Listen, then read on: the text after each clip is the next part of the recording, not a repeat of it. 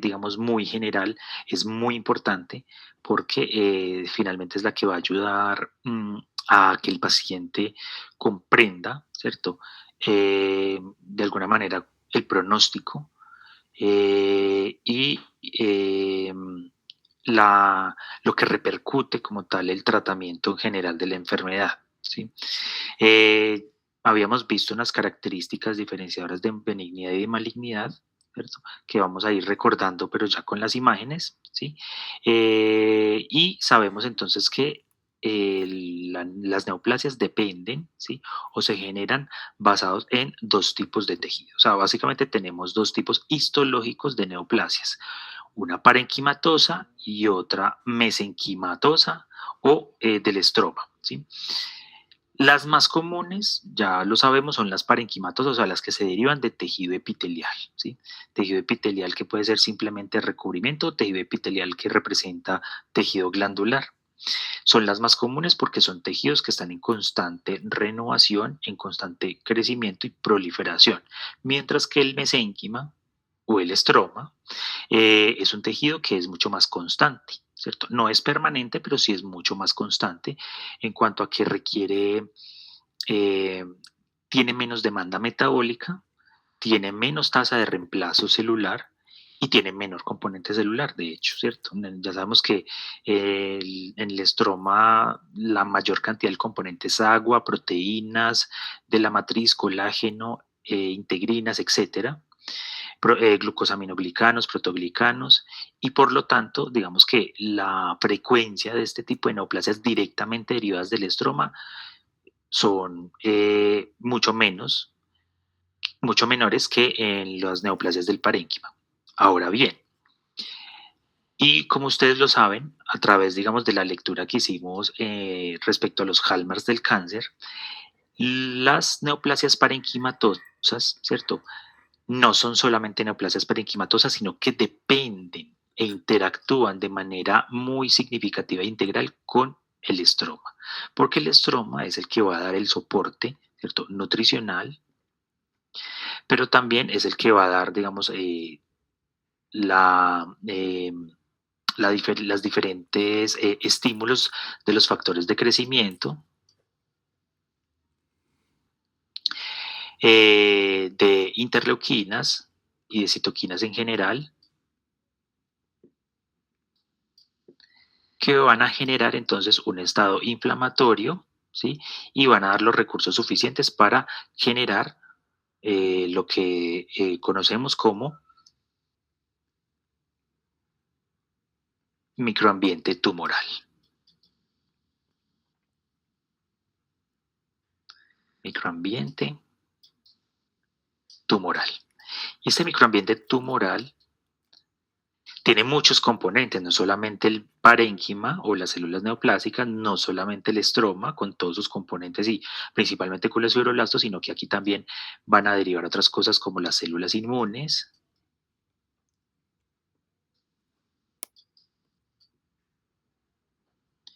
como el endotelio,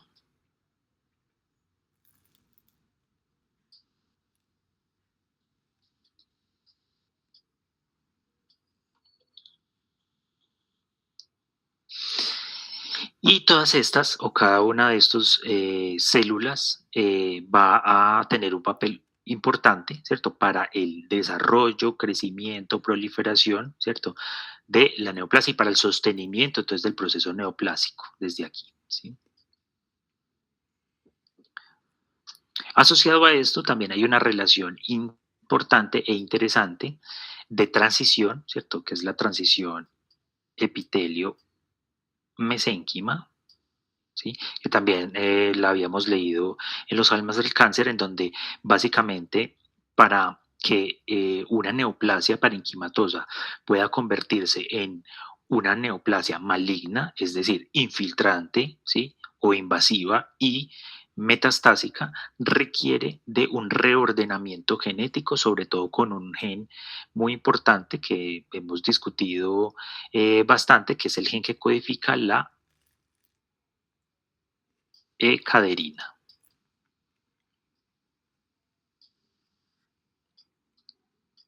siendo la decaderina una proteína estructural supremamente importante para las adherencias, ¿sí? Entre las células de un epitelio. Son entonces una proteína que permite el anclaje de estas células con sus células vecinas para darle cohesión al epitelio.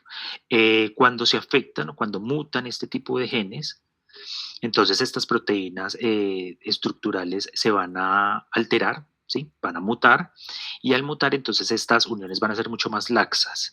Y al ser mucho más laxas o estar inexistentes, pues esas células van a quedar de alguna manera libres en ese espacio y van a tener la oportunidad entonces de desplazarse, ¿cierto? O de ser desplazadas en su defecto. Pero no solamente eso, sino que asociado, pues, digamos, a ese desplazamiento que produce esa aparente libertad, pongámoslo aquí más o menos, una celulita que normalmente está unida a otra célula epitelial vecina.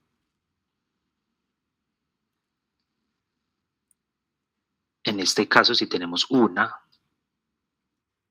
mutada que no tiene estas proteínas, esta puede desplazarse o ser desplazada. Y aquí tenemos, digamos, como el primer estímulo para la invasión. Pero no solamente eso, sino que además de el proceso, digamos, de invasión, estas se podrían desplazar sobre el propio epitelio, pero no podrían, digamos, atravesar ninguna otra parte. Es decir, recordemos que acá hay una membrana basal que no solamente es una membrana importante porque es de apoyo nutricional, de intercambio, etcétera, sino que también es literal una membrana, una barrera, ¿listo? Entonces no hay forma, digamos, de que pase esta membrana basal. Ahora, del lado de esto van a haber mutaciones también para la producción de metaloproteinasas de la matriz. Y ya una célula que produzca metaloproteinasas de la matriz o en su defecto genere señales.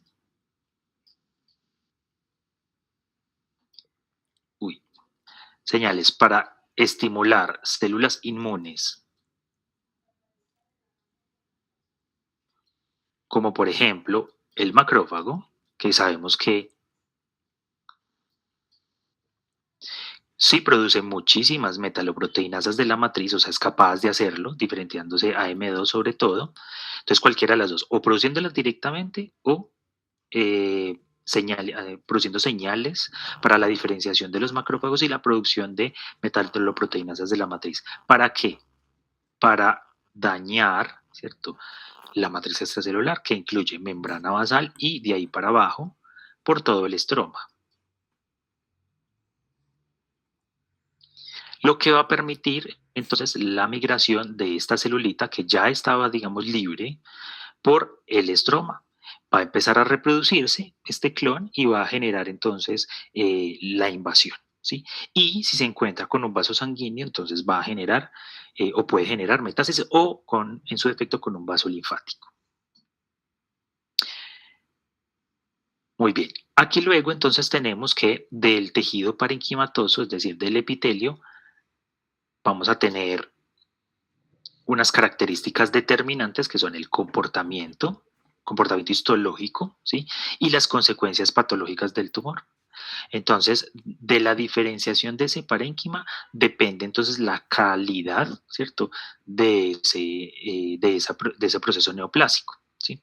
Entonces ahí es cuando tenemos una diferenciación que a células pequeñas, que son de componente neuroendocrino, o una diferenciación a células grandes, que son indeterminadas, o una diferenciación anaplásica, que es de un componente completamente desordenado, una diferenciación eh, glandular o una diferenciación estromal, etcétera. ¿Sí? Y todo ese tipo de diferenciaciones o de características van a conferir entonces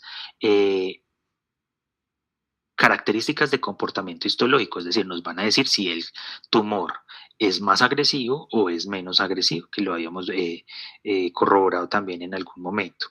Y las consecuencias pues, patológicas del tumor básicamente es eso, ¿cierto? Determinar entonces si el tumor es agresivo ¿sí? O no agresivo, y eso qué significa, o sea, qué pronóstico, ¿cierto? Despierta a partir, digamos, de saber ese comportamiento histológico. Y el estroma, mientras tanto, nos confiere otras características determinantes que son el crecimiento y la evolución. ¿Y esto qué quiere decir? Que básicamente del estroma es que depende que estas neoplasias parenquimatosas pues no puedan proliferar. ¿Sí? ¿A partir de qué? A partir de la angiogénesis sobre todo, que es una de esas características bastante importantes, ¿cierto? Y del estroma también va a depender la evolución. Y cuando hablamos de la evolución en dos aspectos. Evolución clínica, ¿cierto? Evolución patológica, pero también estamos hablando de evolución como proceso biológico, es decir, la evolución propia, ¿sí? O la transformación de las células, ¿sí? Que van a depender muchísimo entonces de los estímulos que genere ese estroma. Muy bien, entonces haciendo este pequeño recorderis, vamos a ver, digamos, algunas de estas cuestiones en algunas imágenes. Ahora bien, yo aquí no estoy considerando los tumores que son primarios o directamente derivados de el estroma o del mesénquima, ¿listo? Porque ellos tienen un comportamiento yo un poquito más diferente, aunque digamos que tienen mecanismos sí muy paralelos.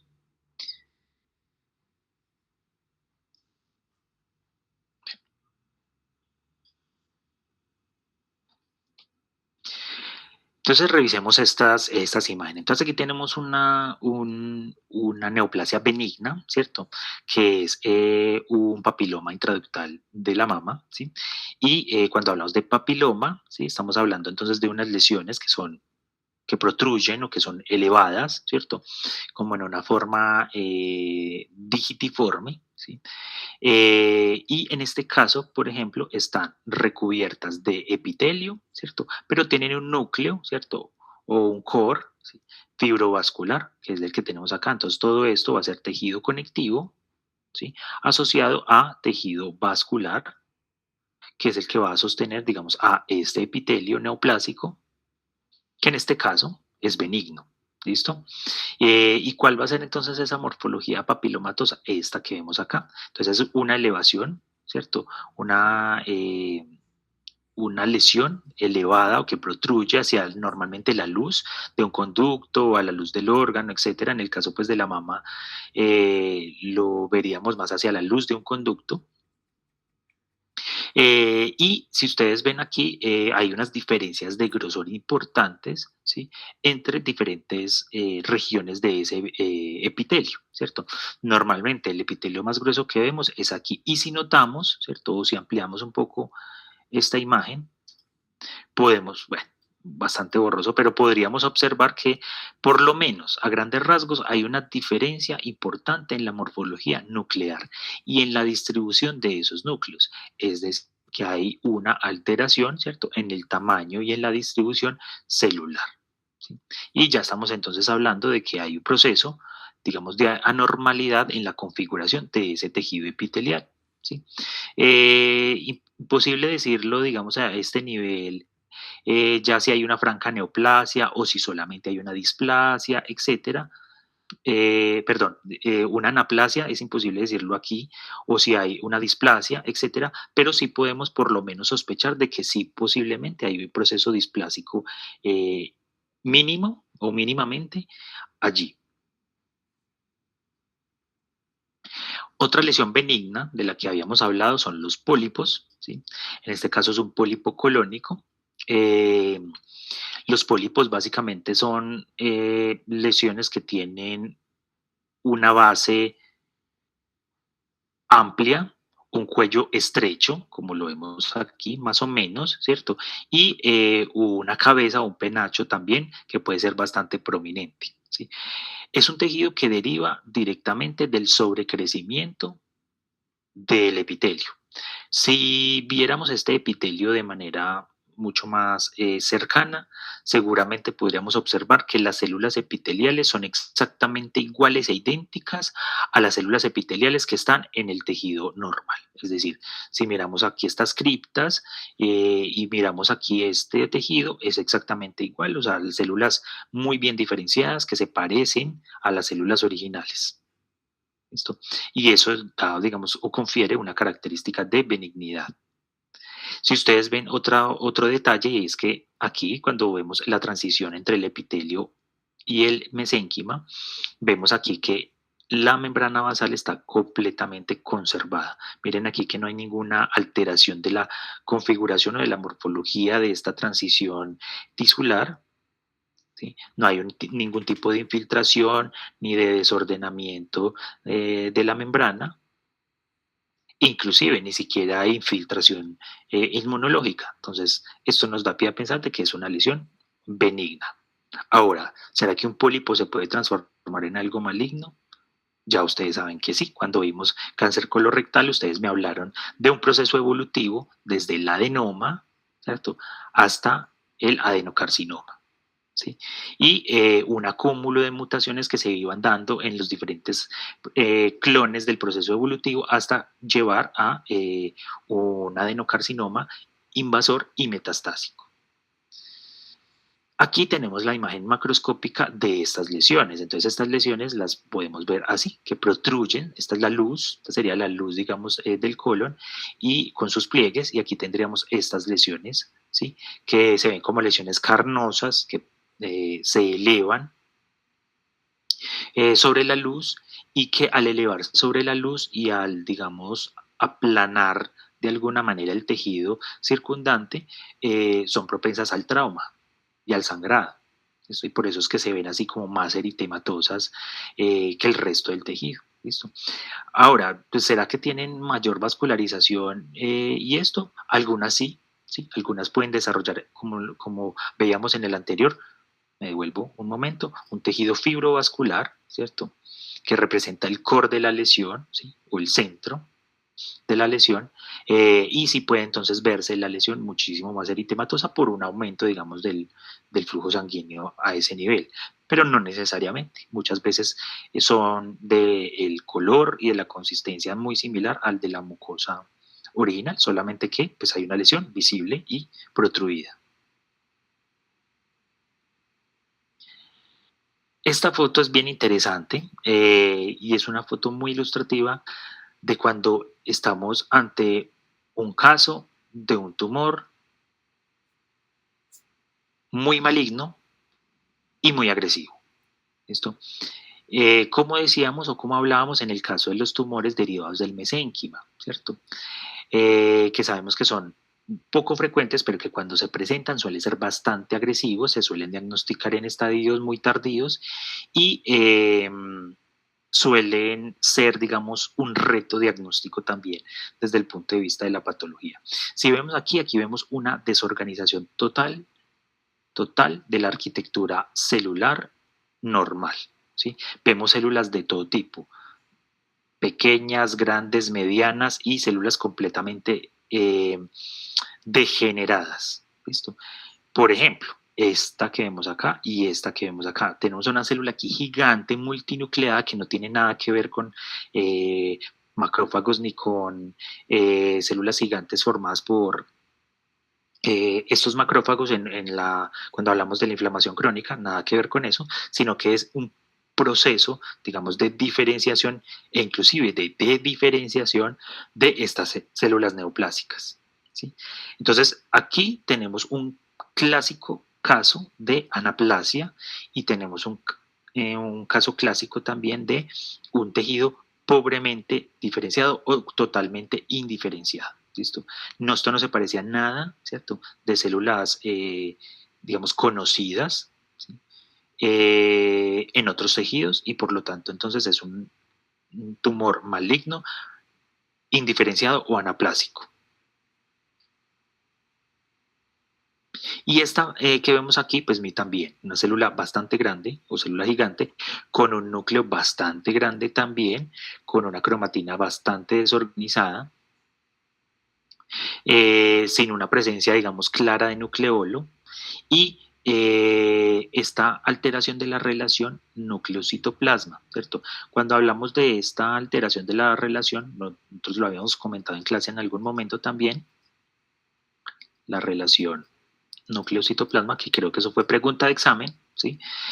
Vamos a ver sobre todo una alteración de esa relación concerniente, ¿sí?, a el crecimiento del núcleo sobre el citoplasma. Casi siempre es así, pero puede darse el caso contrario, sí, aunque es mucho menos frecuente, es decir, que crezca muchísimo más el citoplasma respecto al núcleo. Sí se puede ver, pero es muy poco común. Lo más común, ¿cierto? En ese proceso de diferenciación es que aumente el tamaño del núcleo sobre el citoplasma, que normalmente es una relación de 1:6. ¿Sí? Es decir, 6 para el citoplasma, 1 para el núcleo. Y esta relación se puede ver comprometida y llegar inclusive al 1:1. ¿Listo? Esta transición de la relación nos habla también de pérdida del orden, ¿cierto? Alteración de la diferenciación y seguramente de malignidad. ¿Sí? Bueno, en este caso entonces, ¿qué tipo de tumor maligno sería? Sería un sarcoma. Esto sería un sarcoma. ¿De dónde el sarcoma? ¿Será que es posible definirlo solamente con esta imagen? Si digamos que no nos lo dicen aquí, pues no. ¿Listo? Entonces puede ser un sarcoma derivado de músculo, ¿cierto? Puede ser un sarcoma derivado de tejido adiposo, puede ser un sarcoma derivado de cartílago, de hueso, etcétera. ¿Listo? Habría que hacer entonces el diagnóstico y los diferenciales con marcadores tumorales. Miremos aquí entonces estas otras imágenes, aquí hablando entonces ya de neoplasias malignas. Miren acá, tenemos un tumor anaplásico, ¿cierto? Que ya sabemos que significa que es, digamos, está en el mayor grado de indiferenciación, ¿listo? Donde vamos a tener entonces variaciones en el tamaño nuclear respecto al tamaño citoplasmático. Y vemos acá, por ejemplo, en el centro, una célula, ¿sí?, que tiene un uso tripolar, ¿cierto? El uso tripolar me está hablando de una figura mitótica atípica, ¿listo? Y esto me da más pie a pensar de que es un proceso entonces maligno, ¿listo? Mírenla acá, que es como la célula protagonista aquí de este tejido. Si vemos el resto del panorama, vemos lo mismo, muchas morfologías nucleares, muchas morfologías celulares, son núcleos mucho más grandes, más pigmentados, otros más pequeños, ¿sí?, otros menos condensados, etcétera, e inclusive es difícil visualizar los límites celulares de uno u otro. En esta otra imagen estamos viendo entonces ya también un tejido neoplásico, ¿cierto? Pero maligno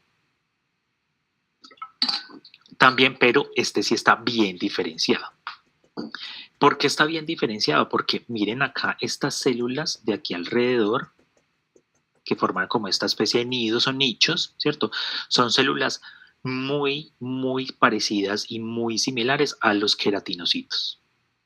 O sea, se parecen muchísimo. De hecho, son tan parecidas que tienen inclusive sus desmosomas y sus uniones celulares, digamos, como íntegras. ¿Listo? O sea, una relación, digamos, intercelular bastante importante y similar a lo que es el tejido normal. ¿Listo? Eso, por lo tanto, nos habla entonces de un tumor de mucho mejor pronóstico, ¿cierto? Pero no deja de ser pues maligno. Y aquí lo que está señalando la flecha, que nos sirve mucho para diferenciar entonces qué tipo de tumor estamos observando, es queratina, ¿listo? Estos remolinos, digamos, de queratina o estos corazones de queratina, los llaman de ambas maneras en los textos, básicamente es la producción que hacen estas propias células, ¿cierto?, tumorales, de queratina. que si, digamos, lo pensamos, pues es la producción normal que tiene un queratinocito. ¿Qué produce un queratinocito? Pues produce queratina. ¿Listo? Estos también producen queratina, es decir, no solamente estamos hablando de que morfológicamente y estructuralmente no hay una alteración tan marcada, sino que estamos diciendo también que la función está parcialmente conservada. Esas cosas, ¿sí?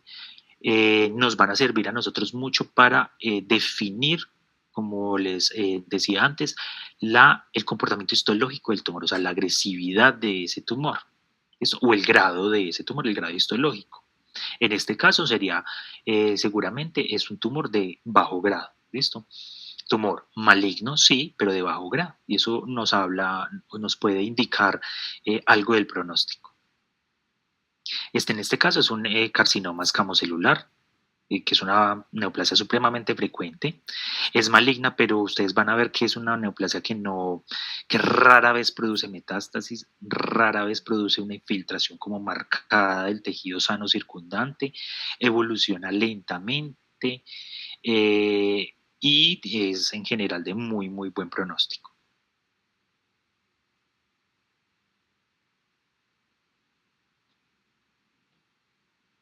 Aquí tenemos entonces otras imágenes que nos muestran un carcinoma in situ, esta de aquí. El carcinoma in situ, entonces la palabra in situ ya sabemos qué significa y es que es un proceso neoplásico limitado al parénquima, es decir, limitado al epitelio. Y por lo tanto no ha invadido ningún tipo de tejido vecino, ¿cierto? No ha pasado, no ha atravesado la membrana basal y por lo tanto pues es una neoplasia que puede ser maligna, sí, pero de muy buen pronóstico porque es el estadio apenas inicial. ¿Listo? Entonces aquí estamos viendo un sobrecrecimiento, ¿cierto? Epitelial, o sea, un aumento del grosor epitelial asociado a una displasia, ¿sí? Recordemos un poquito la diferencia entre displasia y anaplasia. Anaplasia es un caos estructural total, ¿cierto? Ya hemos dicho varias características de eso. Alteración de la relación núcleo-citoplasma, células de muchos tamaños diversos, células de morfologías muy diversas, alteración de la función también, una falta de similitud o parecido estructural entre las células neoplásicas que se están evaluando con las células del tejido original, etcétera. Pero en este caso, en la displasia, vamos a tener sí una alteración, o sea, un pleomorfismo, una alteración morfológica, pero va a ser una alteración morfológica mucho más gradual. No va a ser tan caótica, sino que va a ser mucho más gradual. Entonces vamos a tener unas zonas donde hay células muy similares a las del tejido original y otras zonas donde estas células van a empezar a parecer diferentes, ¿listo? Asociado a que hay un sobrecrecimiento, es decir, el proceso de displasia también se acompaña normalmente de hiperplasia, ¿sí? Entonces, no es solamente que hay células diferentes y anormales de una manera estructuralmente más ordenada que en la anaplasia, sino que también va a haber un engrosamiento y una sobreproliferación del tejido. Y tenemos entonces en esta imagen otra fotografía ya mucho más cercana, ¿sí? De un proceso, digamos, de una alteración de la diferenciación celular, ¿sí? De ese tejido también, pero aquí lo importante es no solamente ver que miren que acá hay unos núcleos más ovales, unos núcleos más redondos, etcétera, ¿sí? Sino que vemos estas figuras aquí. Estas figuras son las figuras mitóticas. ¿Listo? Y esas figuras mitóticas ya sabemos que también son un indicativo posible de malignidad, sobre todo cuando hablamos de cuantía, es decir, de cantidad, número de figuras mitóticas encontradas y pues esta es una característica y la segunda es la atipia. ¿Qué quiere decir atipia? Quiere decir, estas fibras mitóticas son normales o no son normales. Es decir, por ejemplo, esta ¿Será normal o será anormal? A simple vista parece muy normal. ¿Listo? Miran acá, sus dos centriolos, sus cromosomas ahí migrados al ecuador celular. ¿Listo? Entonces, aparentemente, normal, una figura mitótica normal. Pero ya estamos empezando a ver que estamos viendo varias figuras mitóticas, ¿sí? Todas de alguna manera de una morfología diferente, de un tamaño diferente, etcétera. Y, por ejemplo, algunas que no parecen tan normales, ¿cierto? O que parecen atípicas. Entonces, esto nos está hablando de que ya este proceso, digamos, proliferativo y esta mitosis no hace parte, digamos, como de la normalidad del tejido, sino que hace parte de un proceso hiperproliferativo, que en este caso sería una neoplasia.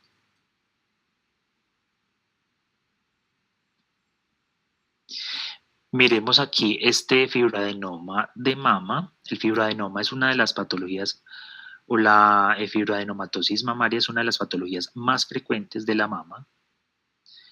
Normalmente son neoplasias, la enfermedad fibroquística, pero son neoplasias benignas. Normalmente, digamos que la posibilidad de que se transformen en neoplasias malignas existe, ¿cierto? Pero es baja, lo que significa que estas pacientes van a requerir de una vigilancia, sí, pero como les digo, es poco probable que esto trascienda hacia un proceso maligno. Aquí vemos la lesión macroscópica, donde estamos viendo el tejido mamario normal. El tejido mamario, recuerden que la mama tiene muchísima grasa, entonces se va a ver, es un tejido pálido, blancuzco, como este que vemos acá, en algunas zonas obviamente con un poco más eritematosas pues por la vasculatura del lugar, pero acá vemos esta lesión. A simple vista yo ya estoy viendo que es una lesión bastante bien definida, bien delimitada de bordes bastante regulares, ¿sí? Y que por lo tanto seguramente está encapsulada o que tiene una cápsula. Y si la vemos aquí ya de nivel microscópico, corroboramos esa sospecha, y es que miren acá una gran cantidad de tejido conectivo bastante grueso y denso que está recubriendo la lesión. ¿Listo? Este es el proceso, digamos, activo de la lesión, ¿sí? Lo que se ve más oscuro, la línea más oscura va a ser epitelio, ¿cierto? La proliferación epitelial, y lo que está por dentro de ese epitelio va a ser proliferación fibrosa o de tejido conectivo o de estroma, ¿listo? Y miren que está formando como fascículos, muy parecido a cómo se organiza el tejido nervioso o el tejido muscular, ¿cierto?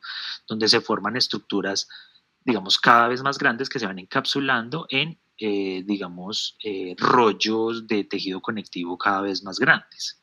¿Listo? Esto era lo que nosotros llamamos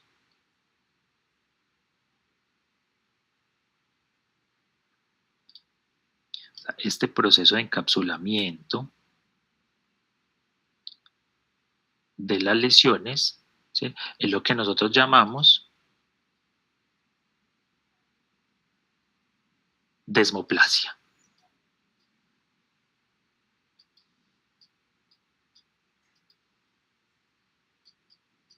La pregunta es, ¿solamente los tumores entonces benignos como el fibroadenoma de la mama hacen desmoplasia, hacen este fenómeno?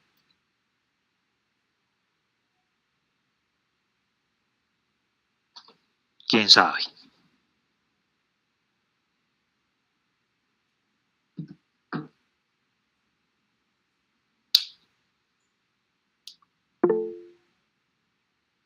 Bueno, Verónica nos dice que no. Muy bien. Entonces ya ustedes saben, y lo vimos en los casos, digamos que revisamos como componente práctico, y es que hay tumores malignos que también hacen desmoplasia. ¿Listo? Inclusive hay un tumor maligno en la mama que hace desmoplasia. ¿Listo? Eh, para tenerlo simplemente en cuenta, pero ya sabemos que la desmoplasia es, digamos que en primera instancia, una señal probable de que el proceso es más benigno. ¿Listo? O de que por lo menos el pronóstico de esa neoplasia maligna es mucho mejor. ¿Listo? Miren entonces la diferencia entre esto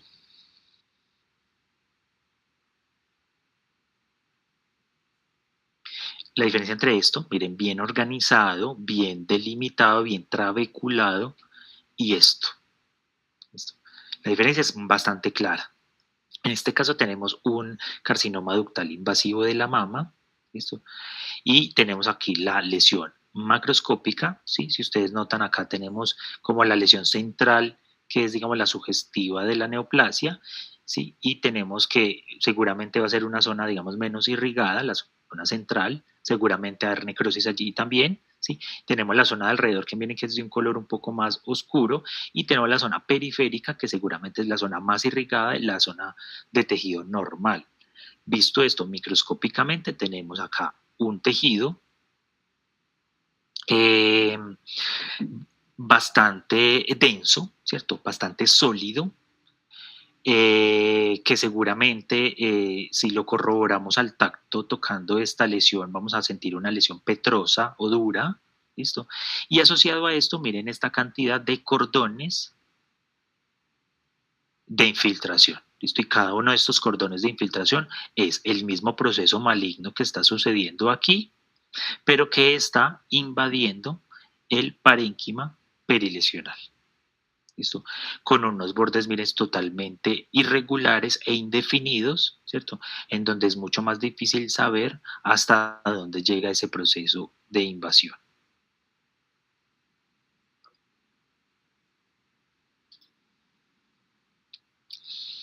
Miremos acá este hígado.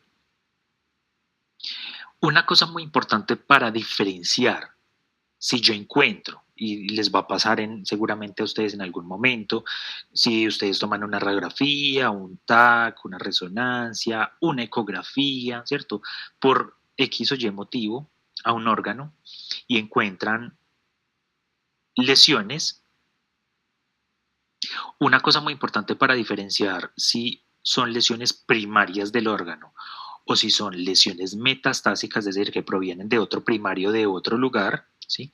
Es la cantidad y la regularidad, de alguna manera, en el tamaño y la morfología. Me explico. Yo tengo un tumor primario,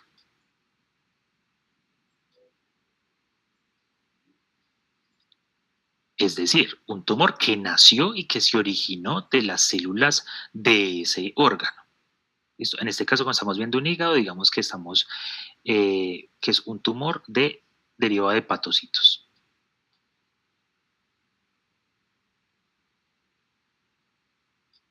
Entonces, digamos que es un hepatocarcinoma o carcinoma hepatocelular, como le quieran decir, hepatocarcinoma.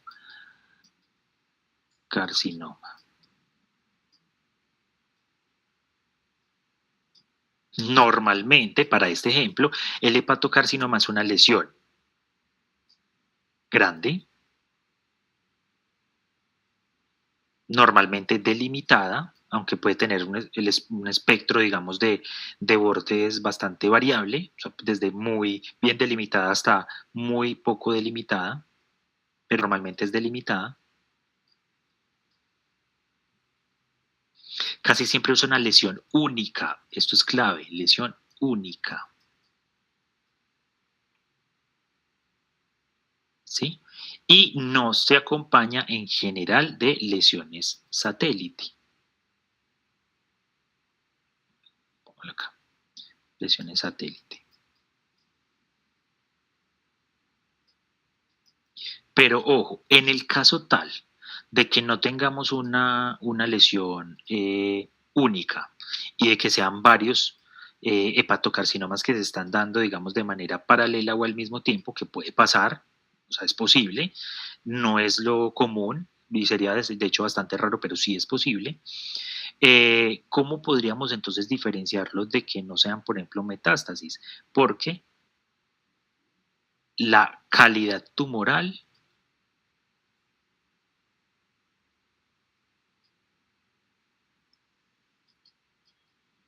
es similar. Hay una similitud En las características, tanto radiológicas como histopatológicas, etcétera, de las lesiones. No solamente es el tamaño, o sea, no solamente es que todas sean del mismo tamaño, sino que van a tener tamaños más o menos similares o equivalentes, van a tener, digamos, una delimitación también equivalente, radiológicamente se van a ver muy similares, ¿sí? Y histológicamente es la manera, digamos, histopatológicamente la manera de comprobarlo, y es que van a ser, digamos, como de lo mismo, o van a estar hechas de lo mismo, ¿listo? Ahora bien, yo puedo tener también en un órgano un tumor secundario.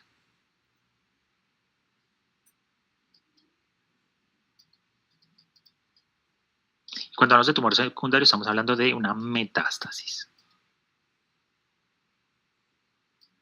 ¿De dónde?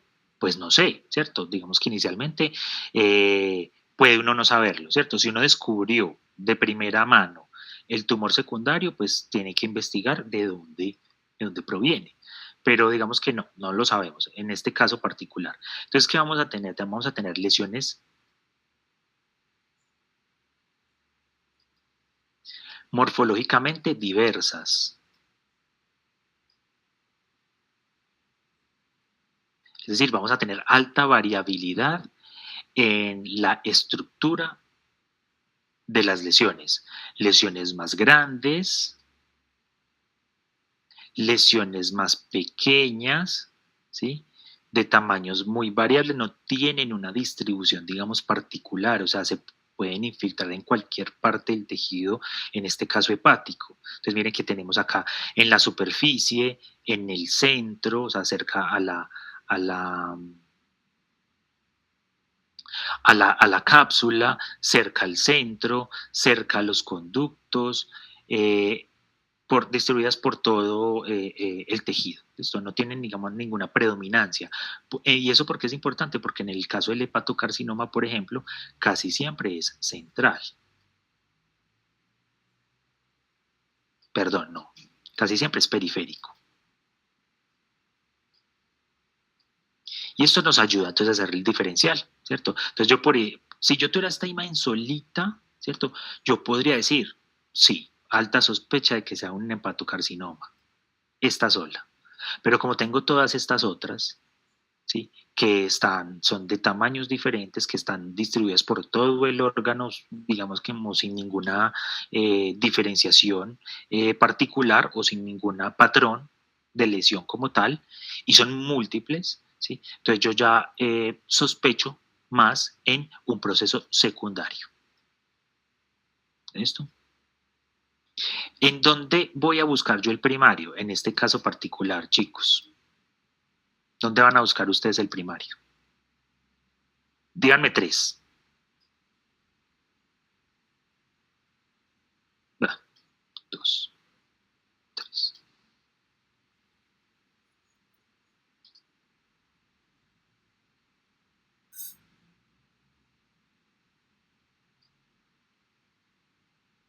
Chicos,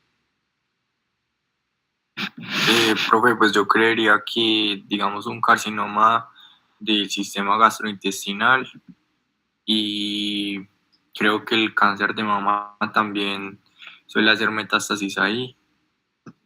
Y pues no sé, el tercero. Yo diría ¿cómo? que el pulmón, creo. Sí, sí, es posible que el pulmón haga metástasis allí, pero hay otros más frecuentes. ¿Qué otro más frecuente, por ejemplo?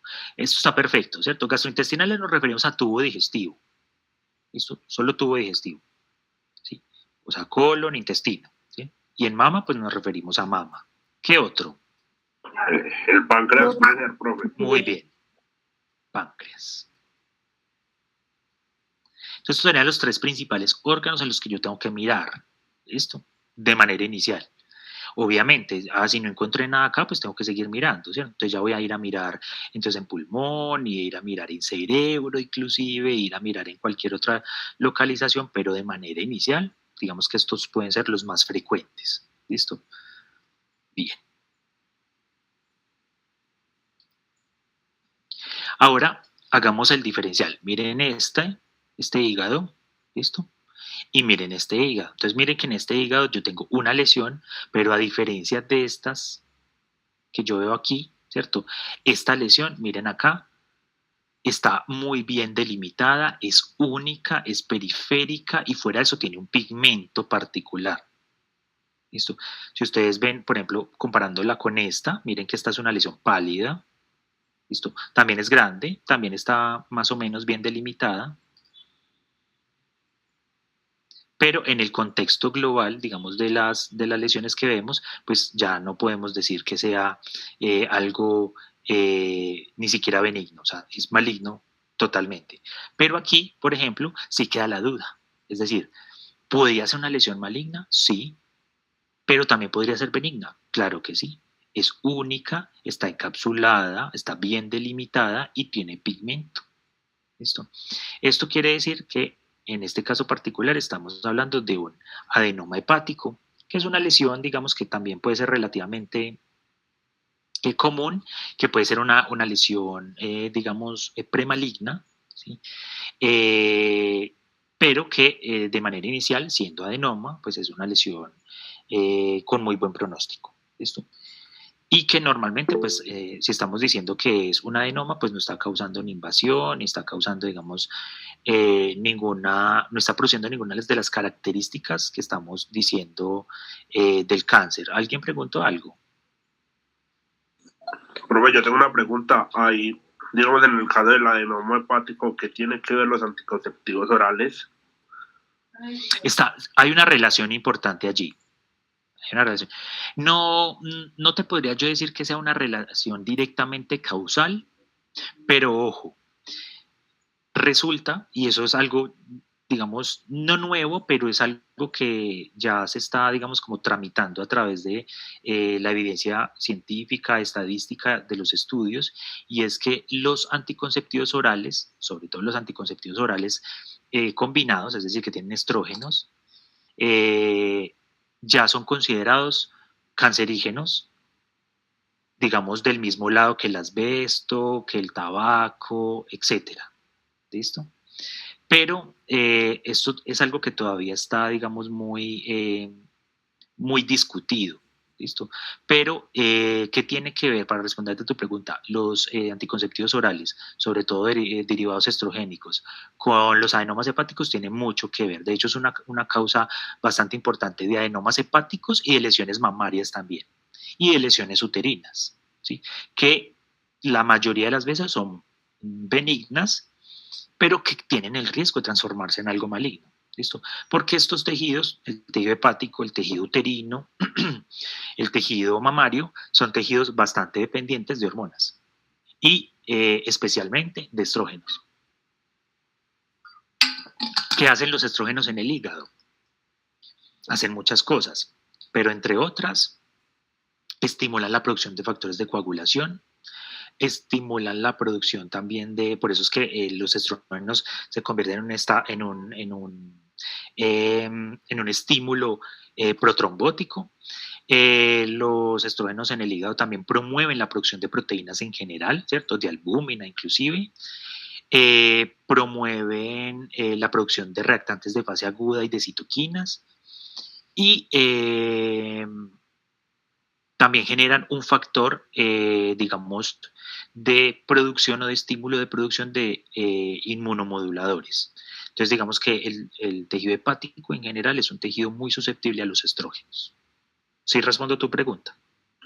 Sí, profe, gracias. O sea que, digamos, también puede favorecer el crecimiento clonal.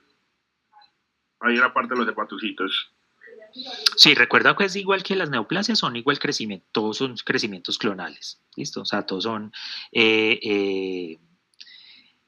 todas las lesiones son derivadas de una única célula inicial que presentó, digamos, toda esta transformación mutacional, ¿sí? Tanto lo benigno como lo maligno, entonces sí. ¿Listo? Sí, profe, gracias. Listo, perfecto. Entonces aquí tenemos adenoma hepático y muy buen el aporte del compañero. Factor de riesgo, uno de los factores de riesgo, anticonceptivos estrogénicos. ¿Listo? Otro factor de riesgo, por ejemplo, para un adenoma hepático, una infección crónica. Infecciones parasitarias, por ejemplo, ¿listo? También pueden ser un factor de riesgo. Consumo de alcohol también puede ser un factor de riesgo. Consumo de algunos medicamentos de manera crónica también puede ser un factor de riesgo. ¿Listo?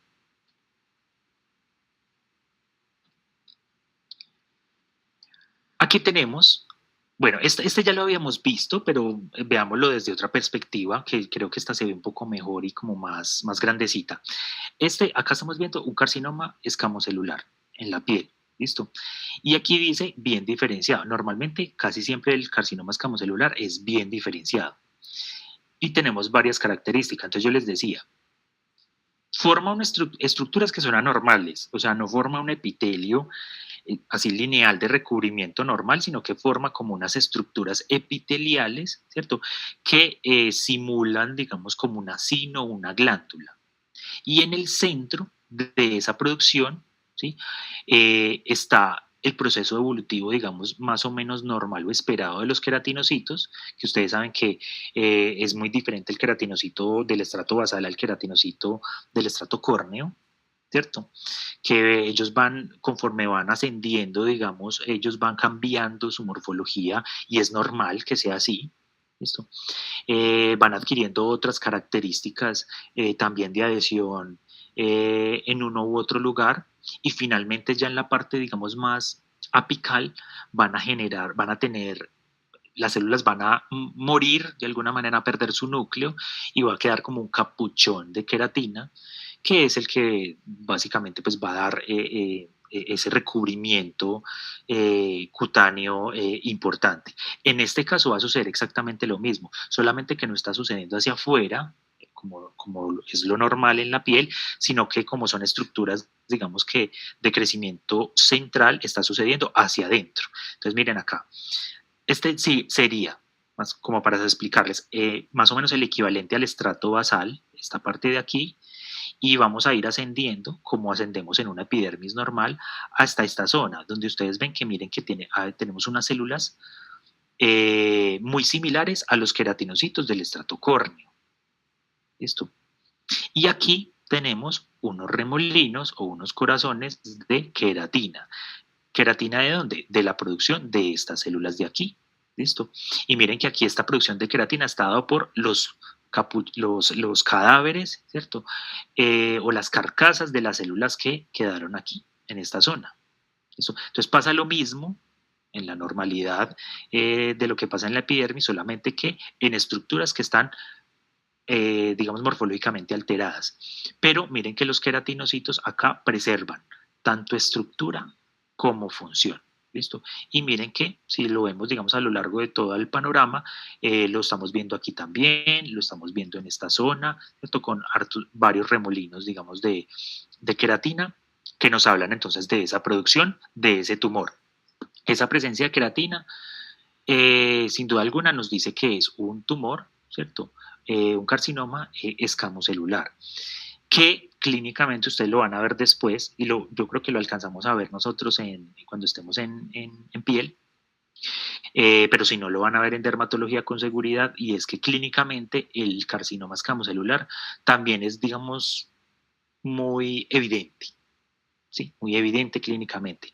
A veces, pues siempre hay excepciones a la regla, pero la mayoría de las veces el carcinoma escamocelular es bastante evidente, o sea, bastante fácil, entre comillas, de diagnosticar clínicamente. Y este, que es otro tumor cutáneo,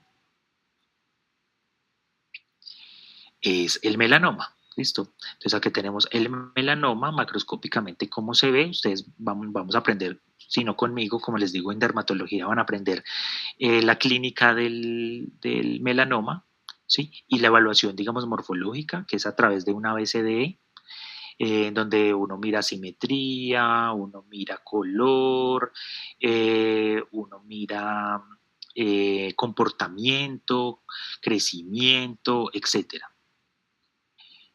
Y tenemos aquí ya la lesión microscópica, entonces tenemos varias cosas. Aquí tenemos los nichos, ¿cierto? Celulares de este melanoma. son estos que vemos aquí, que habíamos visto en algún momento una fotografía de melanoma, pero asociado a estos nichos, miren que también estamos viendo esto acá. Esto aquí no hace parte de la normalidad del tejido conectivo de la dermis, ¿sí? Esto que vemos acá son infiltrados linfocíticos, ¿listo? Y esos infiltrados linfocíticos están hablando que hay una respuesta inflamatoria, ¿cierto?, contra ese tumor, ¿listo? Y recuerden que a los tumores la respuesta inflamatoria les favorece, ¿listo? Les favorece porque los ayuda también a crecer y a diferenciarse. Y acá estamos viendo ya una foto ampliada donde vemos esos nichos celulares nuevamente, miren acá, bordeados por un tejido conectivo, y tenemos acá como un derrame, entre comillas, de pigmento de melanocitos. Listo, mírenlo acá. Y aquí tenemos ya, no vemos mucho el pigmento, pero tenemos, como les digo, vuelve y juega, los nichos celulares. El melanoma, yo les decía que es un tumor supremamente maligno desde el principio, ¿cierto? Y que rápidamente invade y hace metástasis, etcétera. Pero una cosa también importante a definir es que miren que las células no se ven tan anaplásicas, es decir, no se ve tan desordenado el asunto. ¿Sí? No hay una alteración morfológica como tan importante en estadios iniciales, pero a pesar de eso invaden rápido y hacen metástasis. Entonces digamos que todo, en neoplasia siempre va a haber excepciones a la regla, ¿cierto? Pero predictivamente hablando, pues con el melanoma, esté bien diferenciado, mal diferenciado o lo que sea, siempre hay que tener, digamos, como alta prioridad y un manejo lo más rápido posible. ¿Listo? Si vemos aquí, por ejemplo, si tenemos una célula ectópica, ¿cierto? De una morfología bastante extraña y diferente al del resto de las células. Y acá en este cuadrito del final, simplemente se los traigo para identificar entonces marcadores tumorales. En las pruebas de inmunohistoquímica, entonces lo que yo voy a hacer es tratar de establecer si en esas células de ese tejido que yo noto extraño y que sospecho que es una neoplasia, si en esas células hay reacción respecto a la presencia, reacción inmunológica respecto a la presencia de una proteína o de un transcrito o de, digamos, cualquier, digamos, molécula que sea distintiva de ese tipo de tumores. El melanoma tiene varias, ¿cierto? Está la B600, está la S100, bueno, hay varias, ¿cierto? Que son distintivas y que si hay presencia de una de ellas, si hay presencia, digamos, de captación de ellas, seguramente estamos hablando de un tumor derivado de melanocitos. Como en este caso particular, entonces miren acá, y aquí tenemos una célula que capta, ¿listo? Y esto quiere decir que entonces este es el foco, de alguna manera, del melanoma.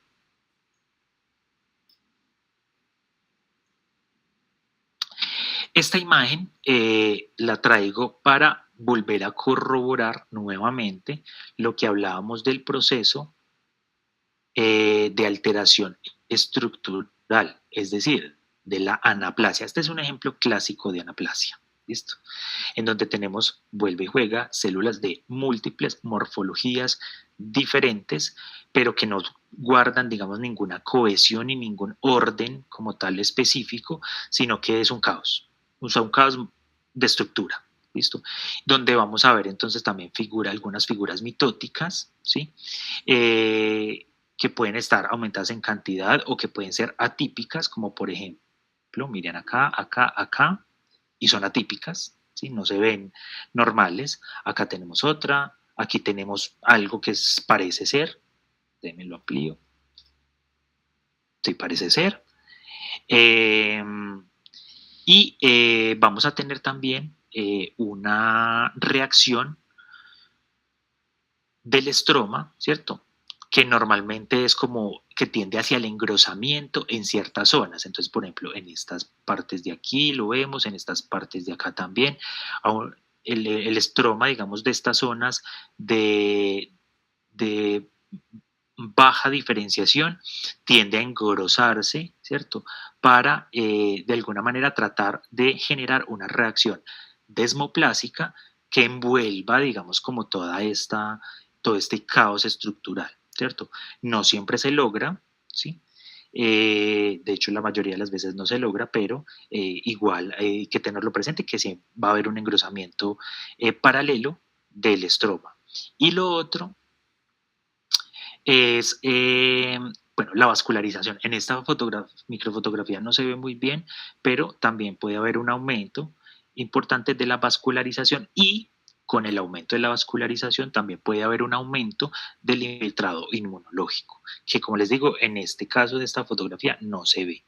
Pero sí aquí sí es muy evidente que este tejido, o sea, si a uno le presentan este tejido o esta microfotografía sin un contexto, es imposible deducir a dónde pertenece, o sea, qué es, ¿cierto? De dónde se origina, digamos, como tal, esta neoplasia. Bueno, esto lo habíamos hablado también respecto a los tumores, digamos que se salen de la clasificación, digamos, normal, ¿cierto? Entre carcinoma, sarcoma, etcétera, y son los tumores mixtos, ¿sí?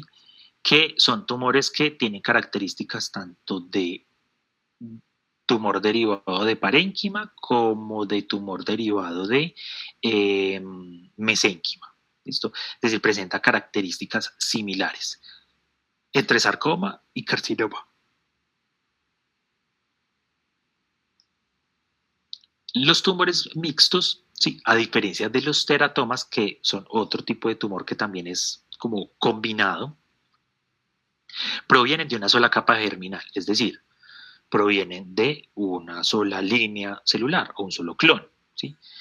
Que ya está diferenciado o que estuvo diferenciado en algún momento, o sea, de un clon, de una célula madura o previamente madura. Mientras que los teratomas, por el contrario, no son tumores mixtos o no se clasifican como tumores mixtos porque ellos provienen de células pluripotenciales, perdón, células totipotenciales, es decir, células que pertenecen a las capas germinales, ¿sí? Del desarrollo embriológico o embrionario. Y por lo tanto pueden dar origen o pueden dar lugar al desarrollo de muchísimos tipos de tejidos más o menos maduros. ¿Listo? Esa madurez de los teratomas es muy importante porque es la que nos va a decir si el teratoma es benigno, o maligno. ¿Listo? Entonces, de manera, por ejemplo, radiológica, imagenológica, clínica, pues, es imposible uno decir que el teratoma sea benigno o maligno. La única manera de establecerlo es a través del estudio histopatológico. ¿Listo? Y en este estudio histopatológico, ¿qué es lo que vamos a revisar? La diferenciación del tejido. ¿Listo? Cuando el tejido está bien diferenciado, es decir, yo les decía que eso puede originar cualquier cosa. Entonces, tejido adiposo, hueso, cartílago, epidermis, mucosa digestiva, músculo, etcétera, pero cada una de esas cosas que estamos viendo, en efecto, se parece a lo que originalmente, digamos que yo estoy pensando. Es decir, hay músculo y ese músculo se parece al músculo liso, por ejemplo. Hay epidermis y en efecto se parece a la epidermis y las células que componen a ese tejido se parecen a los queratinocitos y producen queratina. ¿Listo? Ahí estamos hablando entonces de que es un teratoma maduro, ¿sí? Y por lo tanto su comportamiento posiblemente sea benigno, mientras que en el teratoma inmaduro ya estamos hablando que hay una alteración de la diferenciación. Entonces los tejidos que tengo son tejidos indiferenciados que son difíciles de identificar dentro de un tejido maduro normal. Es decir, ya no va a ser tan fácil definir si es cartílago, si es tejido adiposo, si es tejido dental, si es músculo, etcétera. Ya no va a ser tan fácil de identificar como el teratoma maduro, sino que aquí digamos que vamos a tener como una alteración estructural y funcional importante, es decir, un cierto grado, digamos, de anaplasia. Y eso quiere decir que ese teratoma va a ser maligno y por lo tanto, pues, se debe tratar como tal. Dentro de estos dos, el más común es el teratoma maduro. Entonces, la mayor parte de las veces los teratomas son asintomáticos y se encuentran solamente como hallazgo incidental en imágenes diagnósticas. ¿Sí? Comunes, los teratomas del ovario en las chicas. ¿Listo? Que de repente pueden causar alguna sintomatología muy similar a los quistes de ovario, etcétera. Se le toma a la paciente una ecografía transvaginal, etcétera, y se identifica el teratoma. La mayoría de las veces ese teratoma va a ser un teratoma maduro, ¿sí? Pero eventualmente puede ser que ese teratoma trascienda, ¿sí?, desde la benignidad a la malignidad o en su defecto de que sea maligno desde primera instancia. Casi siempre cuando son malignos desde el inicio es cuando se diagnostican más jóvenes, o sea, cuando se presentan y generan síntomas desde muy temprano en la vida del paciente, desde la infancia, por ejemplo, y eso habla, digamos, de un crecimiento mucho más acelerado y de otras características entonces que les confieren cierta probabilidad de invasión e inclusive de metástasis, que son raras, pero que sí se puede presentar. Estas son fotos de tumor mixto. ¿Listo? Hay tumores, pueden haber tumores mixtos en casi que cualquier parte, ¿cierto?, del cuerpo, pero uno muy clásico, que es donde uno encuentra, digamos, la mayor parte de las representaciones y las fotos, es el tumor de glándula paratiroides.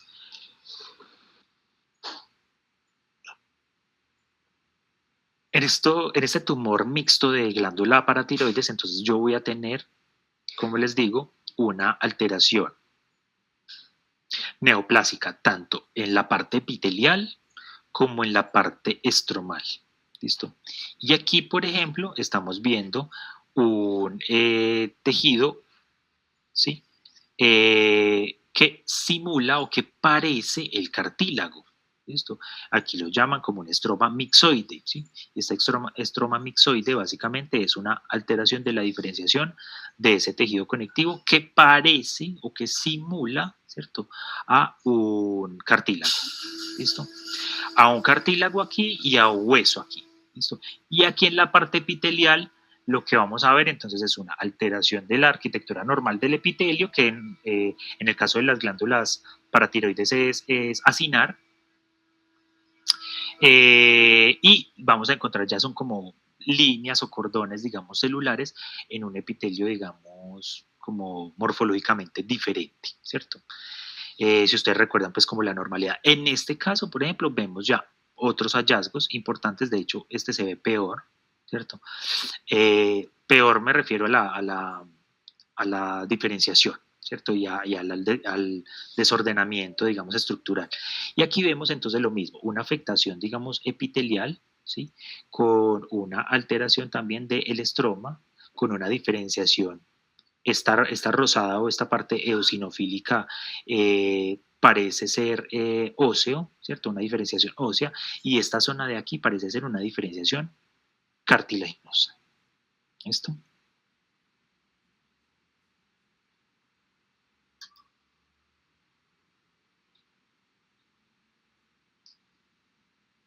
Bueno, aquí tenemos entonces el teratoma. Como les decía, proviene de diferentes capas germinales, entonces la mayoría de las veces el teratoma es muy bien encapsulado, o sea, tiene una gran cantidad de tejido fibroso conectivo que lo envuelve, y eso es muy bueno porque a pesar de que el teratoma pueda ser maligno, por ejemplo, la posibilidad de que invada y de que metastatice es baja mientras esté encapsulado. ¿Listo? Entonces, esta es una lesión macroscópica. Macroscópicamente puede ver muy diverso, o sea, es decir, no hay una foto prototípica de un teratoma, no. ¿Listo? Entonces puede ser una masa, ¿cierto? Generalmente consistente, dura, remitente, pero de una forma, digamos, muy variable. ¿Listo? Puede ser muy redonda, ¿sí? Normalmente cuando está muy encapsulada, o puede ser, digamos así, como con diferentes relieves de acuerdo a la posibilidad. Aquí tenemos entonces este tejido. Miren si ustedes notan este tejido, ¿a qué se les parece? Normalmente a cartílago. Este tejido de aquí, por ejemplo, ¿a qué se parece? A tejido conectivo, y se parece de hecho a tejido neural. ¿Listo? Este tejido de aquí, ¿a qué se parece? A mucosa. Y este tejido de aquí, ¿a qué se parece? A epidermis. Veanla acá. ¿Listo? Entonces vean que puedo encontrar tejidos que son similares a o like al tejido original, a tejidos originales o tejidos ya especializados.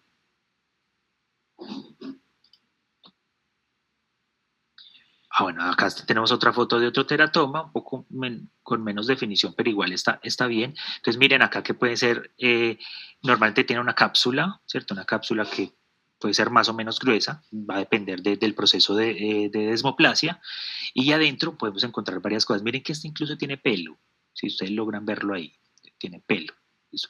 Y si hay pelo, pues hay folículos pilosos, ¿listo? Y si hay folículos pilosos, quiere decir que hay piel, ¿listo? O sea, hay tejido epidérmico y dérmico allí, ¿listo? Y acá en la evaluación ya microscópica, pues no lo vemos muy bien, pero hay diferenciación a tejido adiposo, ¿cierto? Hay diferenciación epitelial, ¿sí? Y también hay una diferenciación que parece ser similar a la del cartílago.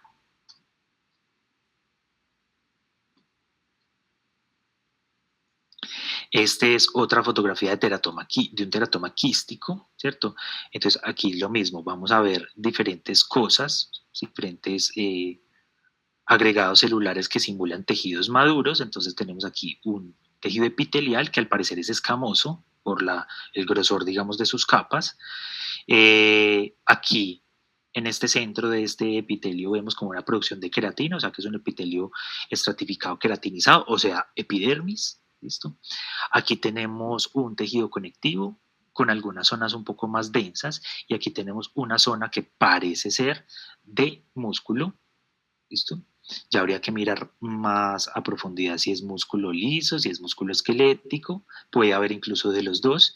Y aquí tenemos estas zonas, ¿cierto?, que parecen glandulares, ¿sí?, y que realmente es una diferenciación de tejido, de glándulas sebáceas, o sea, de tejido adiposo, ¿listo? Entonces, estas son diferenciación a glándulas sebáceas, y miren aquí central el folículo, ¿listo? Entonces, este anterior, por ejemplo, que tenía pelos, perdón, me devuelvo, que tenía pelos, seguramente podría ser una estructura muy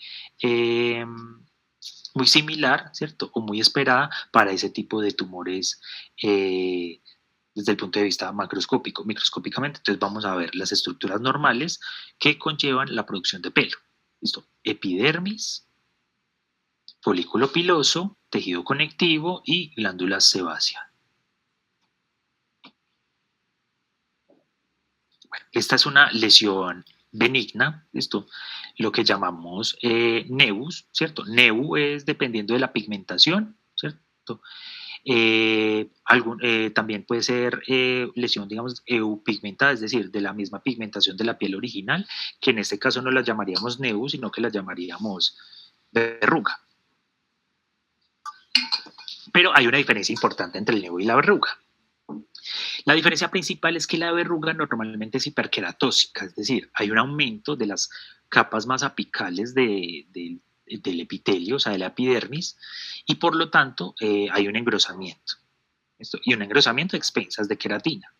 Mientras que, por ejemplo, en el nevus vamos a tener normalmente una proliferación melanocítica en el lugar, que no necesariamente se va a corresponder con una elevación del tejido.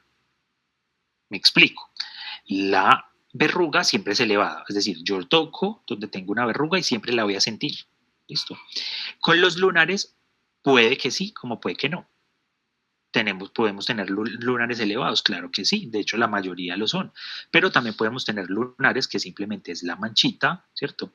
Lo que llamamos una mácula, y que yo toco con mis ojos cerrados y que no la voy a palpar, no sé dónde va a estar específicamente hablando, que son también una gran cantidad de nevus o lunares, que llamamos, ¿listo? Entonces, en este caso estamos viendo un nevus, ¿cierto? Donde tenemos una epidermis normal, un tejido conectivo normal, ¿sí? Pero si viéramos, digamos, si pudiéramos ver de esto de manera mucho más cercana, seguramente veríamos aumento de la proliferación de los melanocitos, ¿listo? Sin características malignas, simplemente como un aumento del crecimiento poblacional en cierta zona particular.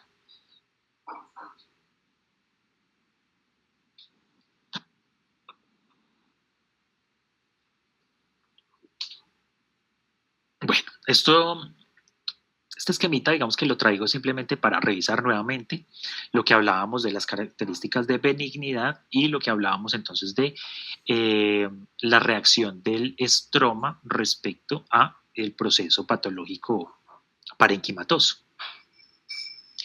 Aquí tenemos el caso de una hiperplasia nodular tiroidea, en donde vamos a tener un sobrecrecimiento de los nódulos, ¿cierto?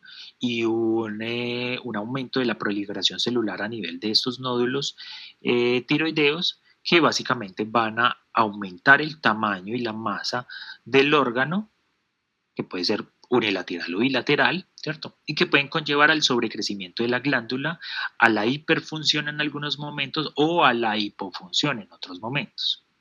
¿Listo? Pero en este caso particular tenemos folículos bien definidos, bien delimitados, asociados a su tejido conectivo, etcétera, pero solamente que vamos a tener que van a ser mucho más grandes y con una mayor cantidad celular. Esta es una foto ya, digamos, como real, ¿cierto? De lo que veíamos en el esquema. Aquí tenemos la lesión, miren, una lesión bien delimitada, más pálida que el resto, digamos, del tejido circundante, encapsulada, ¿cierto? Y la manifestación clínica que sería el bocio, ¿cierto? En donde hay sobrecrecimiento de la glándula que hace que protruya, digamos, como una especie de masa a nivel del cuello. Y aquí en la parte microscópica lo que vamos a ver entonces es eso, un aumento de la proliferación celular folicular, ¿sí? Asociado a un sobrecrecimiento de los folículos, es decir, folículos más grandes, más llenos de coloide y aumento, digamos, de la infiltración celular a nivel de los espacios parenquimatosos o de las tabiques parenquimatosas. Esto igual lo vamos a volver a ver cuando estemos en endocrino, seguramente. Este esquemita también, digamos que ya lo habíamos visto, tenemos un proceso neoplásico, ¿cierto? En este caso, adenoma, es decir, un proceso neoplásico benigno, porque lo tenemos encapsulado o encerrado en una cápsula de tejido fibroso, conectivo, y el tejido tiroideo normal. ¿Listo? Entonces, este era el que veíamos acá. ¿Listo? Mire, bien encapsulado, bien delimitado, bien definido. Lo mismo que acá. ¿Listo? Pero acá ya tenemos entonces es un proceso evolutivo hacia la malignidad, un carcinoma folicular, en donde vamos a tener entonces las células anormales. Después vamos a mirar cómo se ven esas células foliculares que tienen unos patrones, digamos, muy, muy bien definidos, que forman como una pseudoglándula, pero ya sin la cantidad de coloide normal que expresan las células foliculares normales de la tiroides, pero tenemos aquí un detalle, ¿cierto? No menor, y es que ya infiltró, ¿cierto?, el tejido sano o normal y rompió, ¿cierto?, la cápsula, o ya no tiene una continuidad esa cápsula.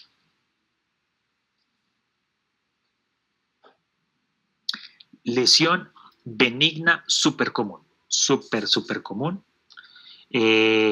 Muchos ya la tienen, algunos les va a salir en algún momento, ¿sí? Y es el lipoma. ¿Listo? El lipoma es una lesión benigna derivado del tejido adiposo, que normalmente es derivado del tejido adiposo subcutáneo o de la hipodermis y que por lo tanto genera masas que pueden ser clínicamente, digamos, visibles. ¿Listo? En este caso, normalmente son lesiones así como nodulares, levantadas, pero no están ni hiperpigmentadas, ni hipopigmentadas, ni tienen ningún tipo de afectación o alteración cutánea. Son blandas, o sea, usted las palpa y son blandas, son móviles, están poco adheridas, ¿sí? Y ya la evaluación, digamos, microscópica de la extracción de esto es que tengo un centro, ¿cierto? Una zona de tejido adiposo, básicamente, esto muy compacto, asociado a o no, porque también puede ser que no tenga una cápsula tan bien definida, pero normalmente asociado a una cápsula que le da, digamos, continuidad a la lesión. Importante tener en cuenta que cuando uno hace, por ejemplo, extracción de este tipo de lesiones, de lipomas, uno extrae el contenido, pero también tiene que extraer la cápsula, porque si no extrae la cápsula, seguramente va a volver a crecer o va a recurrir. Y microscópicamente lo que tenemos es esto. Entonces miren que tenemos una capa de tejido estromal o conectivo fibroso, bastante delgada de hecho, pero acá en el centro tenemos entonces mucho tejido adiposo. Esto, cada una de estas células, así como tan blancas, es un adipocito.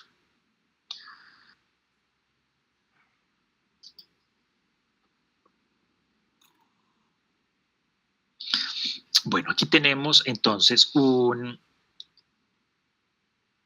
condroma, ¿listo? Que es una lesión también benigna, ¿listo?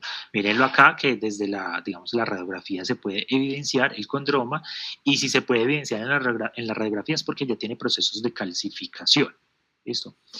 Ustedes saben que evolutivamente, digamos que el cartílago es un tejido conectivo especializado, pero más inmaduro que el hueso. O sea, la evolución normal es partir de un tejido conectivo mesenquimal, inmaduro, a evolucionar hacia el cartílago, que tiene varios estadios evolutivos hasta llegar a lo último, que es el cartílago hialino. Y finalmente ese cartílago hialino, que es lo que pasa cuando crecemos con las epífisis de los huesos largos, ese cartílago hialino se va llenando de calcio y de cristales de hidroxiapatita y se va calcificando y va formando el hueso. ¿Listo? Que es lo que va a dar la configuración final a los huesos largos ya en la adultez. En este caso particular, tenemos que esta lesión derivada de cartílago, perdón, ya tiene un proceso de calcificación importante y por eso es que se ve, perdón, radiopaca en la radiografía. Aquí, microscópicamente hablando, bueno, miremos esta macroscópica primero. No tenemos una lesión tan bien delimitada ni tan encapsulada, ¿cierto? De hecho, es bastante asimétrica porque miren que tiene como unos procesos de calcificación mucho más notorios en ciertas zonas que en las otras, porque miren que la lesión viene hasta acá más o menos, sino que acá el hueso pues la está tapando, pero viene más o menos acá, miren que acá deja una sombra, más o menos, y esta zona es la más calcificada respecto a esta. ¿Listo? Entonces, por eso es que sea una lesión relativamente irregular. Si la pudiéramos tocar, también tocaríamos, digamos, como texturas diferentes, una zona mucho más dura, que es la zona de calcificación, y unas zonas de pronto más blandas. Aquí, microscópicamente hablando, entonces tenemos esto, que es un tejido cartilaginoso, esto propiamente, se ve más o menos diferenciado, más o menos normal, pero digamos que también tenemos unas zonas, digamos, como de desorganización estructural importante, como esta, por ejemplo, y de un aumento de la captación, digamos, en este caso de la hematoxilina, o sea, una vasofilia.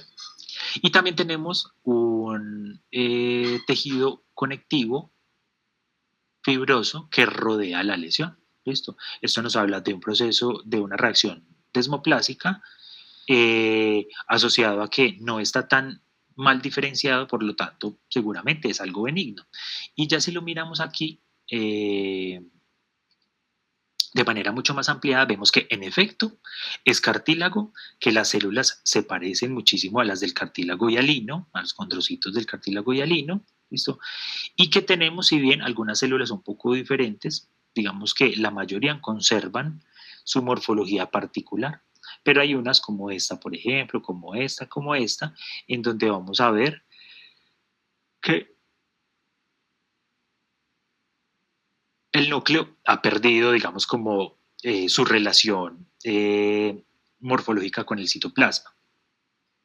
Asociada a esto, figuras mitóticas, miren acá, ¿listo?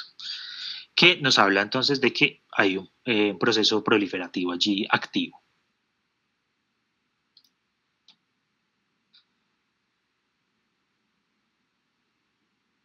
Bueno, entonces acá, el condroma, ¿cierto? Parte de lo que habíamos visto anteriormente, mire que tenemos acá células muy similares a los condrocitos normales del cartílago hialino, pero acá lo dice, desorganizado pero benigno. O sea, la apariencia es benigna, la célula se ve como una célula madura, como una célula muy parecida al condrocito, ¿cierto? Pero no adquieren esa organización normal, ¿cierto? Que si ustedes se acuerdan del cartílago hialino, los condrocitos se agrupaban en dúos, en tercios o en cuartetos inclusive de células que estaban muy relacionadas, ¿cierto? Digamos en esos grupos bien delimitados, y aquí vemos que esas relaciones pues no están como tan claras y que tenemos más bien una morfología como lineal o reticular. ¿Listo? Aquí tenemos un lipoma intramuscular, entonces miren que yo les había dicho, normalmente el lipoma deriva del tejido adiposo de la hipodermis o del tejido subcutáneo, pero no necesariamente. En el músculo, que también hay tejido adiposo, también se puede generar un lipoma, ¿listo? Y esto quiere decir que una proliferación o una hiperproliferación del tejido adiposo de la zona, ¿sí? Que va envolviendo a el músculo esquelético normal, ¿sí? Y de alguna manera lo va separando. Esto puede corresponder con alteraciones de la funcionalidad del músculo. Normalmente no. ¿Listo? Normalmente no. Normalmente no, ¿por qué? Porque el tejido adiposo, si bien está proliferando y está creciendo, no infiltra, ni daña, ni interviene con las fibras musculares. Entonces, una alteración funcional franca allí es, digamos, relativamente raro, pero si el tumor, o sea, el lipoma, si tiene un crecimiento, digamos, aceleradito, ¿cierto? Y separa muchísimo las estructuras musculares, pues sí puede provocar cierta limitación para el movimiento, cierto dolor o malestar, etcétera.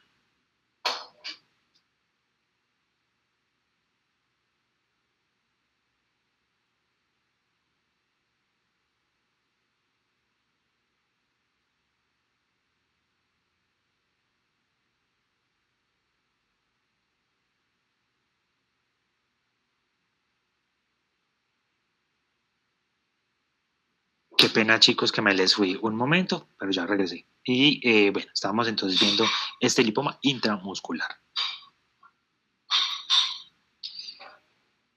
Bueno, chicos, ya llegamos, digamos, como al final de esta charla. Aquí vamos a enfocarnos, ya vimos como lo general, ¿cierto? Lo general, como les digo, el objetivo no es que ustedes pues, aprendan a hacer diagnóstico patológico de cáncer, porque eso es duro hasta para el propio patólogo. Y eso requiere pues de un entrenamiento, ¿sí? Entonces, lo más importante es saber, pues, digamos, cuáles son esas variaciones, aprender a interpretar el informe que en sí nos da los patólogos y aprender también que hay otros métodos que me pueden a mí ayudar o guiarme con el diagnóstico, digamos, como más preciso. ¿Listo? Aquí tenemos una fotografía macroscópica, ¿cierto? De un colon, ¿cierto? Y tenemos unas lesiones, mirenla acá. En este caso son lesiones polipoides, ¿sí? O lo que llamamos un adenoma sesile, ¿sí? Que en alguno de los grupos que expusieron cáncer de colon habían hablado de ello, ¿sí? La palabra sesile significa como plano, ¿sí? Como tipo meseta, entonces no es un adenomas polipoides, así que protruyen de manera muy significativa o muy evidente, sino que son lesiones más, digamos, más carnosas, más que tienen una base mucho más amplia y que pueden ser, digamos, aplanadas. Esto acá tenemos una y acá tenemos una grande. En esta microfotografía, entonces ya vemos la lesión como tal. Entonces miren que tenemos aquí esta lesión, toda esta lesión. Entonces sería ese adenoma sesile. Y el adenoma sesile, entonces, en este caso, particularmente hablando, tenemos un tejido epitelial muy similar, pero crecido, engrosado, hiperproliferado, ¿cierto? Y de alguna manera con algún grado, digamos, de alteración de la organización normal, epitelial o glandular, asociado a un tejido, el core, ¿cierto? Un tejido central, conectivo, vascularizado, o fibrovascular, que llamábamos, muy sugestivo de un proceso entonces benigno. ¿Listo? Obviamente, no solamente con eso yo puedo decir que es benigno o maligno, tengo que mirar mucho más allá, pero digamos que por el momento, teniendo el contexto, podemos decir que tiene algunas características de benignidad. Bueno, este se los quería traer para, es como una especie de casito que se los quería traer para que identifiquemos cómo los procesos pueden no ser tan evidentes como lo hemos visto hasta ahora. Nosotros habíamos hablado ya de la metaplasia, ¿cierto? De la metaplasia como un cambio celular premaligno, es decir, que podía trascender y evolucionar hacia un estado, neoplásico. Premaligno no, preneoplásico, ¿listo? Pero muchas veces esa metaplasia no es tan evidente, ¿listo? Y no es una metaplasia, digamos, esperada de acuerdo al estímulo, digamos, lesivo al que está sometido ese tejido, porque habíamos hablado que la metaplasia normalmente tiene un objetivo, pero muchas veces ese objetivo no es tan claro, ¿listo? Cuando veíamos la metaplasia esofágica, en donde veíamos que la metaplasia esofágica, en donde veíamos que el tejido, el epitelio escamoso se transformaba en un epitelio gástrico, ¿cierto?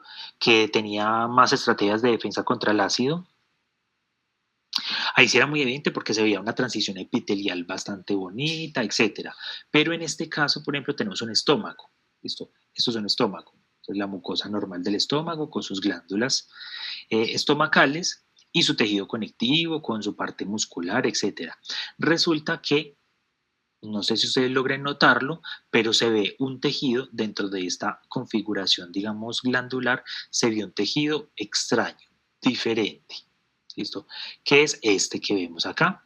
¿Listo? Este tejido extraño y diferente tiene una configuración mucho más similar a acinos, ¿listo?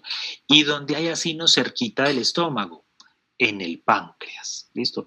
Entonces, en el estómago podría haber una metaplasia pancreática, claro que sí, este es un ejemplo de eso. Entonces, miren aquí, enfóquense un poco acá, miren esta estructura, ¿sí? Muy similar a las de un acino, ¿listo?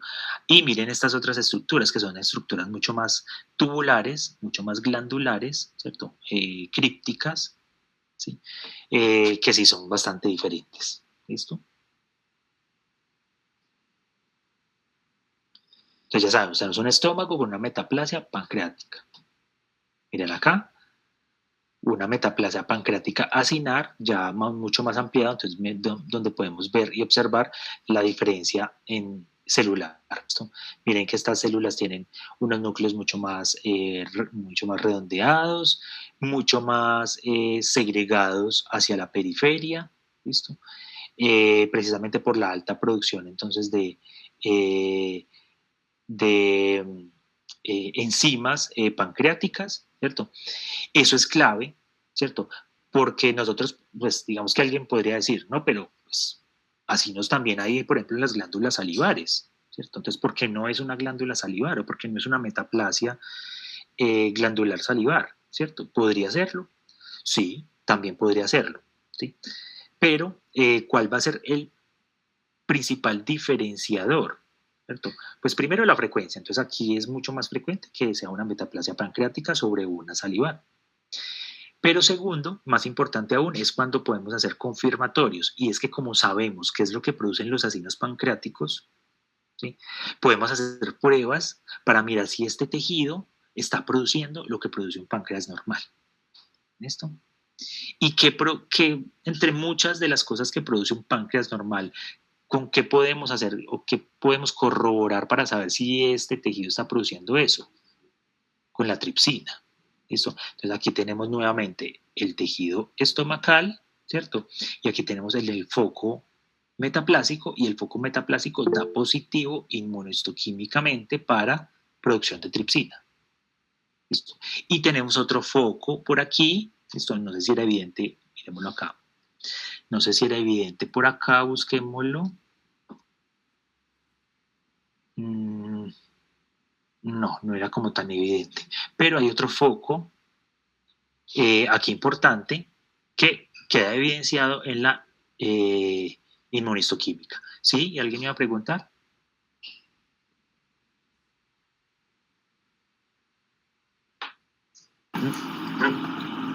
Profe, yo qué pena. ¿Uno cómo puede asegurar que eso es una metaplasia y no un coristoma? Pues en caso de que uno no tenga, digamos, una biopsia previa, ¿uno cómo dice eso? Ya, clínicamente es difícil. Sí, clínicamente es difícil hacer esa diferenciación entre la metaplasia y el coristoma. ¿Sí? La única manera, digamos, de realizarla sería a través, digamos, de la biopsia. ¿Sí? De hecho, por ejemplo, en este caso particular, con, digamos, la evidencia de ese tejido pancreático ahí ectópico, ¿cierto? Lo primero que uno podría llegar a pensar, más allá de la metaplasia, es que sea un proceso, que sea un coristoma. Pero recuerden una cosa, y es que los coristomas, normalmente, digamos que no es un cambio epitelial por otro cambio epitelial, como si lo es la metaplasia. Entonces miren que acá el foco metaplásico pancreático está en el mismo epitelio. O sea, está reemplazando el epitelio gástrico normal.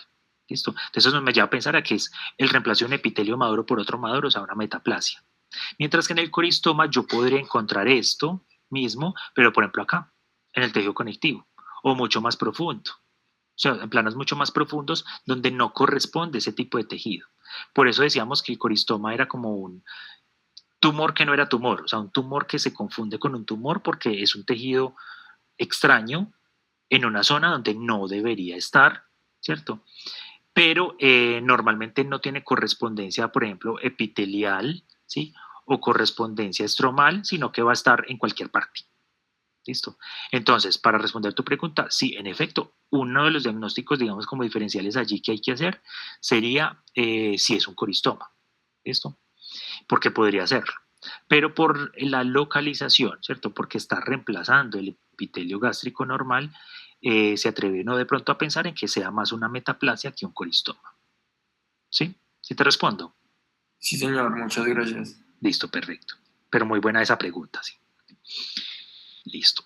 Otro de los métodos diagnósticos importantes que nosotros tenemos, que es un método fácil, costo efectivo, que no es tan invasivo como si lo puede ser pues la toma de una biopsia, es la citología. ¿Listo?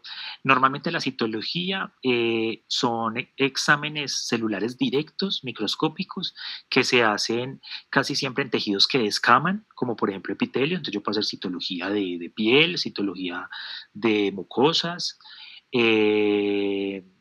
la más conocida, que es el de cuello uterino, que es el Papa Nicolau. Yo puedo hacer, pero yo también puedo hacer citología de fases líquidas. Entonces, por ejemplo, citológico de orina lo puedo hacer. De hecho, es un examen de tamizaje importante para el cáncer de vejiga. Yo puedo hacer citología de líquido peritoneal, citología de líquido pleural.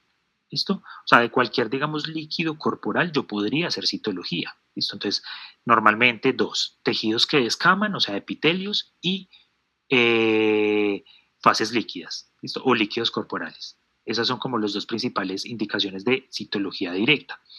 Y en la citología, como les digo, pues solamente necesitamos es como extraer un poquito del líquido o afeitar un poquito, raspar un poquito del tejido de cubrimiento del tejido epitelial y pues teñir, o sea, colocarlo en una placa y teñirlo. ¿Listo? Y al teñirlo, entonces vamos a tener una morfología particular.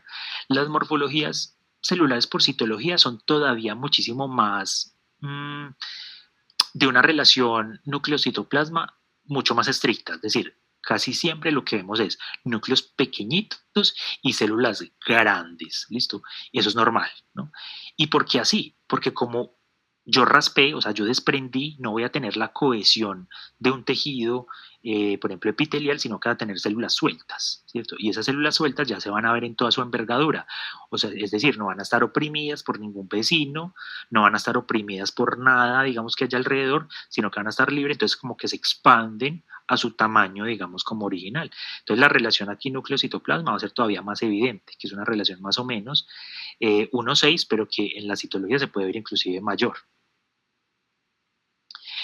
Y normalmente todas van a ser más o menos similares, ¿sí?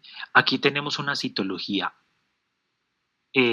con hallazgos, digamos, de malignidad, ¿listo? En donde estamos viendo anaplasia, ¿listo? ¿Y qué quiere decir anaplasia? Estamos viendo que ya, miren, la alteración de la relación núcleo, miren estos núcleos tan grandes, ¿sí? Respecto, por ejemplo, al citoplasma. Voy a intentar acá dibujarlo. Esta célula de acá. Más o menos tenemos como esta morfología, esta parte de aquí es citoplasma y miren esta parte del nuclear, lo grande, ¿listo? Que altera totalmente la relación y que nada que ver con las células, miren, originales, ¿listo? Y si vemos ya más allá el panorama completo, vemos que hay muchísimas morfologías celulares diferentes. Miren, células más pequeñas, ¿sí? Células mucho más grandes, ¿listo? Inclusive vemos unas células aquí con una alteración, ¿cierto? Nuclear sugestiva de un proceso mitótico activo, ¿listo? Y de hecho se ve como una mitosis atípica. Entonces estamos diciendo que seguramente esto corresponde a un cambio maligno. En este caso, Papa Nicolau, o sea, una citología cérvico-uterina. Entonces, un método diagnóstico importante, citología. Entonces, ¿a qué le podemos hacer citología? Al líquido peritoneal, muy importante, por ejemplo, para hacer diagnóstico de carcinomatosis peritoneal, que ya lo vimos, y que era un método de diseminación diferente al de la metástasis. Importante, por ejemplo, para hacer diagnósticos de cáncer pulmonar o pleural cuando hay derrame pleural. Importante para hacer diagnóstico de cáncer de vejiga, por ejemplo, cuando hacemos citológico de orina, ¿sí? Y muy importante, muy importante como método de tamizaje para hacer diagnóstico de cáncer cervicuterino. Aquí les traigo otro método diagnóstico, digamos que sumando métodos diagnósticos más allá de la biopsia simple, ¿cierto? Más allá de la inmunohistoquímica, tenemos este que es la inmunofluorescencia. Y la inmunofluorescencia es bastante, pues primero es súper bonita, ¿sí? Súper bonita porque brilla pues bastante. Y segundo, es muy específica para lo que nosotros queremos observar. Es decir, si nosotros queremos ver si la célula está expresando algo particular, ¿sí? Que es algo diferenciador que me permite hacer un diagnóstico, la inmunofluorescencia va a ser, digamos, como ese método de elección. ¿Listo? Cuando veamos en renal glomerulopatías, vamos a ver que la inmunofluorescencia va a estar todo el tiempo. ¿Listo? Porque es la manera más efectiva de yo poder ver la localización de los complejos inmunes en ese glomérulo. Pero aquí particularmente estamos viendo es células cutáneas, ¿listo? Y estamos viendo, o lo que queremos detectar aquí es una proteína, ¿cierto? Que es una proteína predictiva intracelular que el gen que la codifica se llama timeless.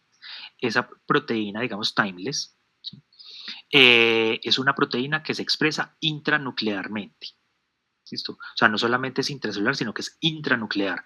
Entonces, lo que necesitamos saber es si se expresa, porque su expresión tiene que ver con un peor pronóstico, ¿cierto? Tanto para melanoma como para cáncer pancreático. ¿Listo? Que de hecho comparten unas vías moleculares interesantes esos dos cánceres.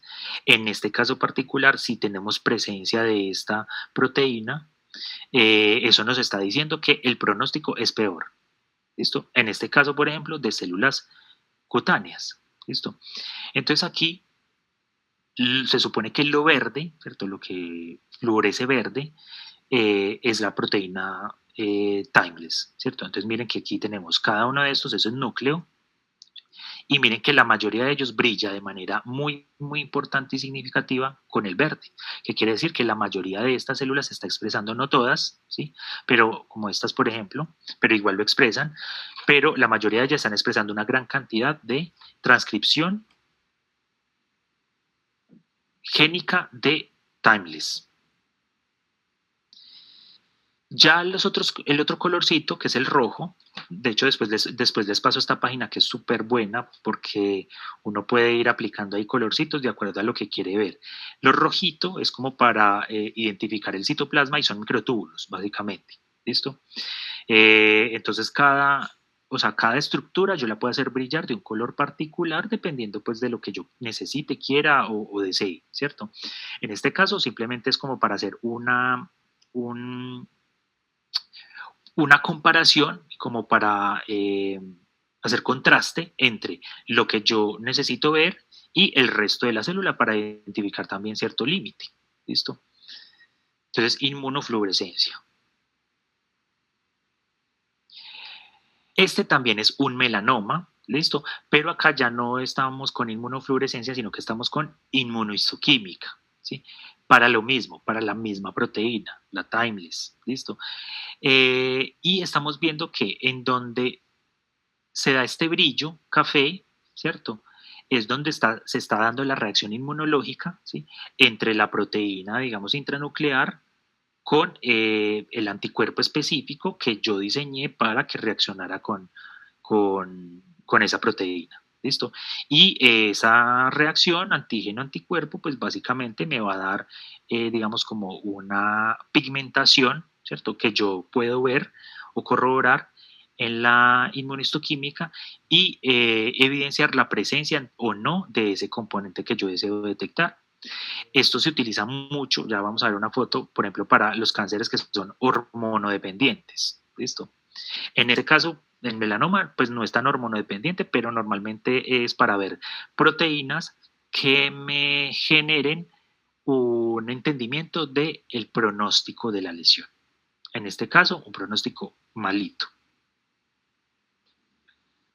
Y aquí tenemos otra digamos, de parecida, ¿cierto? Pero acá tenemos, por ejemplo, la parte epitelial cutánea, como para que identifiquemos que esto en efecto es piel. Y aquí tenemos los focos de melanoma, ¿listo? Venlos acá, y acá hay otro. Y miren que hay una expresión, ¿cierto?, de esta proteína en algunas zonas. No está generalizado, pero sí hay algunas células importantes que están generando o donde hay presencia, digamos, de esta proteína. Y finalmente, para terminar con la inmunistoquímica, era lo que les quería mostrar, que esto fue también pregunta pues de examen. Y era la clasificación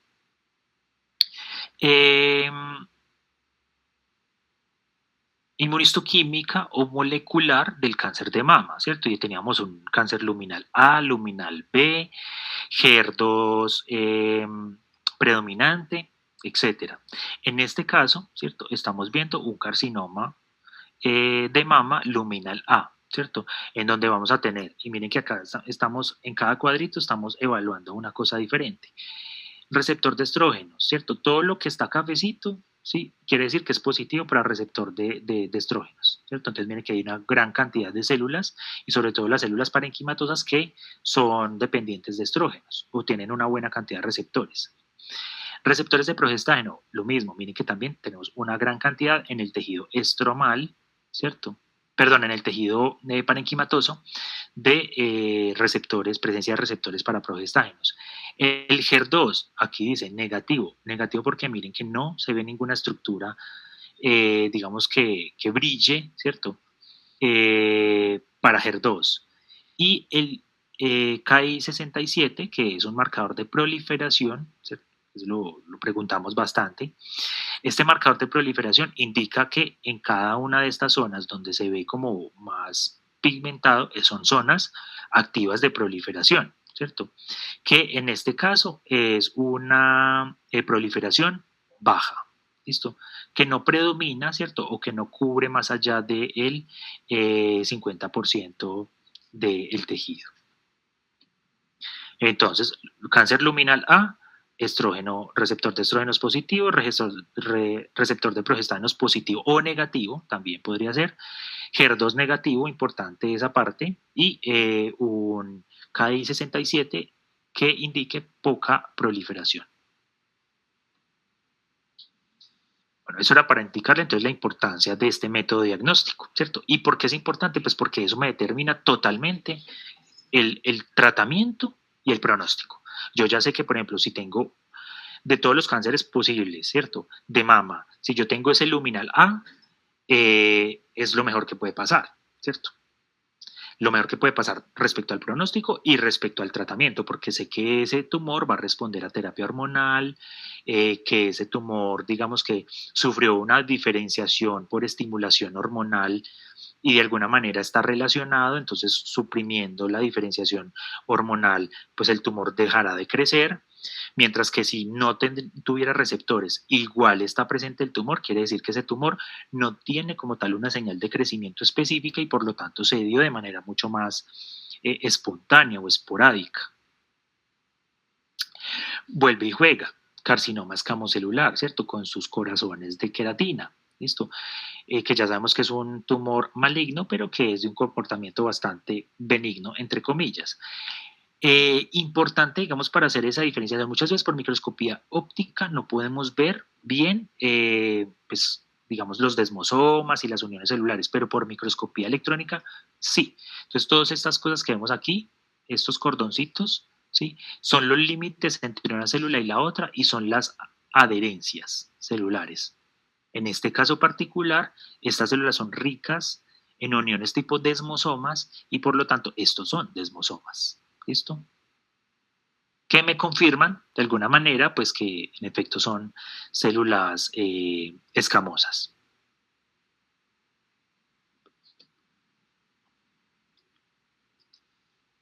Bueno, chicos, creo que no alcanzamos. No, ya no alcanzamos. Pero igual lo vemos mañana, que esto no nos demoramos mucho, porque igual es algo muy, muy general respecto a imágenes diagnósticas.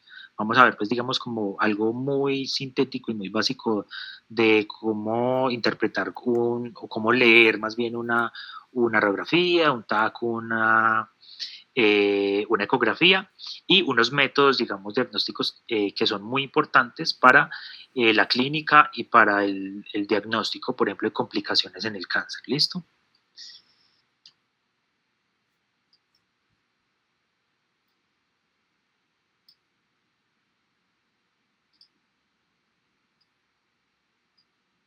Bueno, chicos, entonces nos vemos mañana a la misma hora.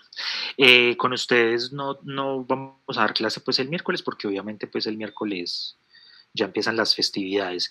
No por eso, sino porque igual tampoco me voy a atrasar con el otro grupo. Entonces, desde el miércoles pueden empezar a disfrutar de su libertad. ¿Listo? Pero mañana sí los espero. Gracias. Bueno, chao pues. Gracias. Gracias. Mañana, gracias, profe. Chao.